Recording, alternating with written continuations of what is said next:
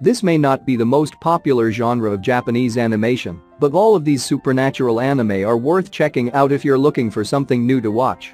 So if you haven't seen one, you can watch it right here on this YouTube channel. Unleash the power of the gods of Japanese myth and legend with this list of anime. The shows that our list may have different subgenres, but they're all about gods in one way or another. What is the greatest gods anime of all time? Watch it and find out here in Anitude.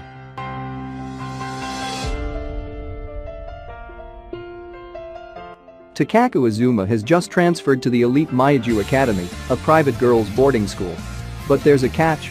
She, along with 11 of her fellow students in Class Black, is an assassin taking part in the challenge to kill their sweet-natured classmate, Haru Ichinus. Whoever succeeds will be granted their deepest desire, no matter the difficulty or cost. However, each assassin only gets one chance. If they fail to kill her, they will be expelled. Despite the extraordinary reward, Takaku decides to take a different course of action. Though Haru is her target, the young assassin soon finds herself drawn to the very girl she is supposed to kill. With the entire class out for Haru, Takaku refuses to let her friend die, vowing to protect her from a growing bloodlust.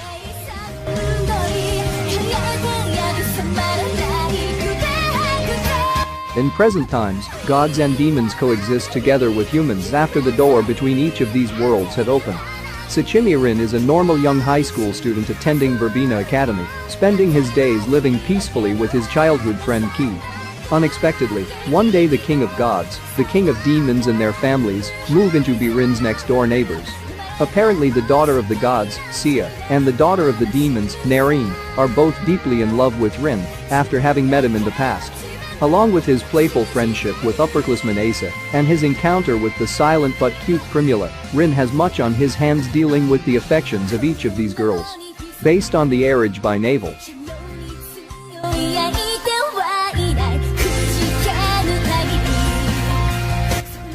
In a world where humans can have their wish granted via the goddess help hotline, a human, Kiichi Morisato, summons the goddess Buldandi by accident and jokes that she should stay with him forever. Unfortunately for him, his wish is granted. Suddenly, Kiichi is now living with this gorgeous woman all alone, causing him to be kicked out of the all-male dormitory he was staying in. But soon, after they find lodging in a Buddhist temple, Kiichi and Buldandi's relationship begins to blossom. Although they are both awkward and rather uncomfortable with one another at first, what awaits these two strangers could turn out to be an unexpected romance.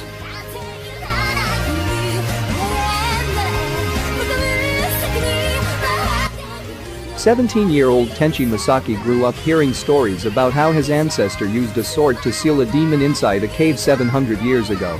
When curiosity gets the better of him, Tenchi goes to the cave and stumbles across the sword from the legend. Thinking that the story is nothing more than a fairy tale, he removes the blade and inadvertently releases the demon, who turns out to be a space pirate named Ryuko Hakubi. Furious about being trapped for so long, she attacks Tenchi, but he is able to repel her with the sword, awakening his inner power. After seeing this, Ryuko takes an interest in her unlikely savior and decides to crash at his place.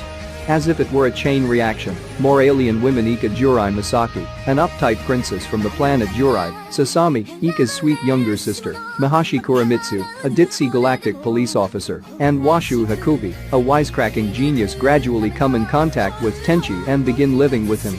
Through his encounters with these 5 women, Tenchi begins to learn more about his ancestry, newfound power, and the looming threat lurking beyond the skies.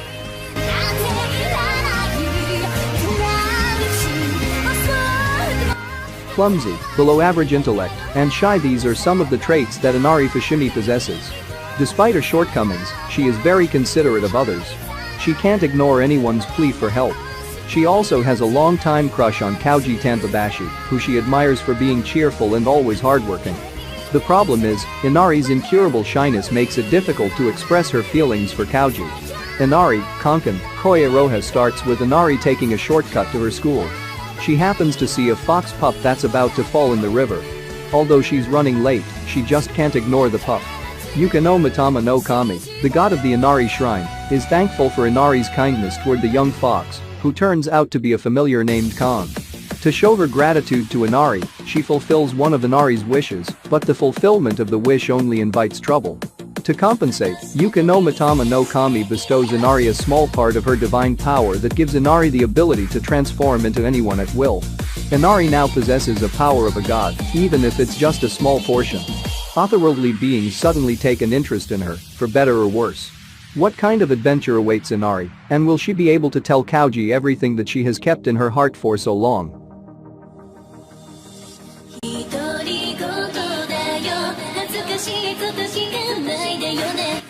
Yui Kusanagi, normal human girl, was suddenly transported to another world for a very special mission. To show the young gods of the divine realm what it means to be human. Over the years, these handsome young gods have lost their ability to empathize with or interact with humans. Anyone would be happy to be surrounded by such dizzyingly good-looking people, but the problem is, she only has 1 year to complete her mission, and if she fails, all of them will be stuck in this realm forever. With many of the gods showing great reluctance to even participate in the Compassion Project, Yui faces an uphill battle. Will she be able to convince them all to learn a lesson in humanity, or will they all be stuck together for the rest of their lives?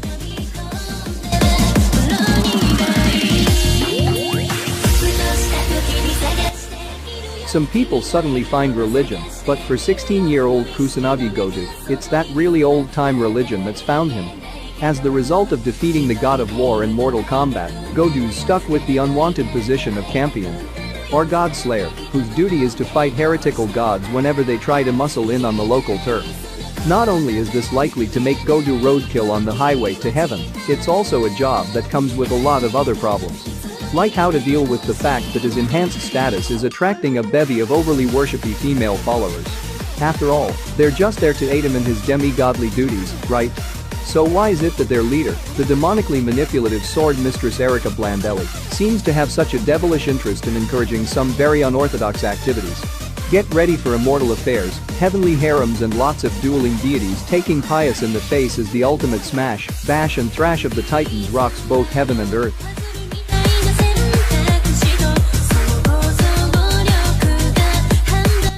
High schooler Nanami Mamazono has quite a few problems of late, beginning with her absentee father being in such extreme debt that they lose everything.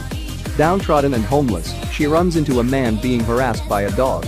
After helping him, she explains her situation, and to her surprise, he offers her his home in gratitude. But when she discovers that said home is a rundown shrine, she tries to leave. However, she is caught by 2 shrine spirits and a fox familiar named Tomo. They mistake her for the man Nanami rescued, the land god of the shrine, Mikage. Realizing that Mikage must have sent her there as a replacement god, Tomo leaves abruptly, refusing to serve a human. Rather than going back to being homeless, Nanami immerses herself in her divine duties. But if she must keep things running smoothly, she will need the help of a certain hot-headed fox. In her fumbling attempt to seek out Tomo, she lands in trouble and ends up sealing a contract with him.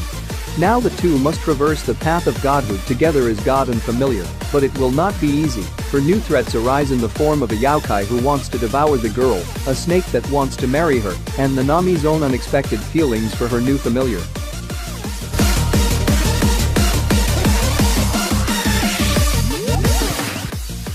Life in the bustling city of Arario is never dull, especially for Bel Cranel, a naive young man who hopes to become the greatest adventurer in the land. After a chance encounter with the lonely goddess, Hestia, his dreams become a little closer to reality. With her support, Bel embarks on a fantastic quest as he ventures deep within the city's monster-filled catacombs, known only as the Dungeon.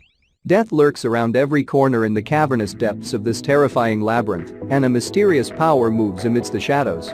Even on the surface, survival is a hard-earned privilege. Indeed, nothing is ever certain in a world where gods and humans live and work together, especially when they often struggle to get along. One thing is for sure, though. A myriad of blunders, triumphs and friendships awaits the dauntlessly optimistic protagonist of this Herculean tale.